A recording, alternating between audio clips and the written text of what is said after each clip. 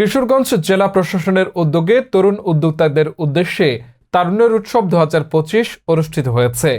এই উৎসবের মূল লক্ষ্য হল তরুণদের উদ্যোক্তা হিসেবে আত্মপ্রকাশ এবং তাদের মধ্যে উদ্যোক্তা মনোভাব ও সৃজনশীলতাকে উদ্দীপিত করা।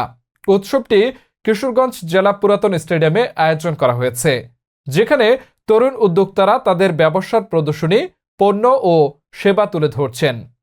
বিস্তারিত প্রকাশক এনামুল হক জুনায়েদ এর তথ্যচিত্রে।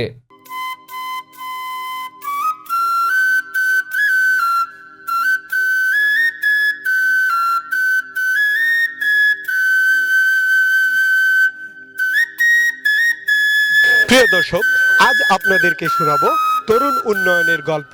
কিশোরগঞ্জে তরুণদের উন্নয়নের লক্ষ্যে তরুণের উৎসব মেলা 2025-এর আয়োজন করেছেন কিশোরগঞ্জ জেলা প্রশাসক।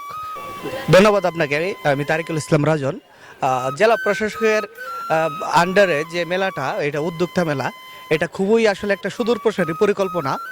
এবং এই ধরনের মেলাতে আমরা আসলে নতুন যারা উদ্যোক্তা আছি তারা আসলে সামনের দিকে এগিয়ে যাওয়ার এবং দেশকে কিছু দেওয়ার একটা সম্ভাবনা তৈরি হয় এবং এই মেলা থেকে অনেক তরুণ উদ্যোক্তা সৃষ্টি হয়। কিন্তু আমাদের যে স্টল, এটা হইতেছে আপনার বাদন, এটা সারা বাংলাদেশে আছে এবং এটা হইতেছে স্বেচ্ছায় রক্তদাতাদের একটা সংগঠন। আমাদের কাজ হলো রক্তদান সম্পর্কে এবং প্রত্যেককে রক্তের গ্রুপ জানায় এবং রক্তদান সম্পর্কে প্রত্যেককে সচেতন করা। এই উপলক্ষে আমরা মেলাতে আসছি। মেলার কার্যক্রম খুবই ভালো।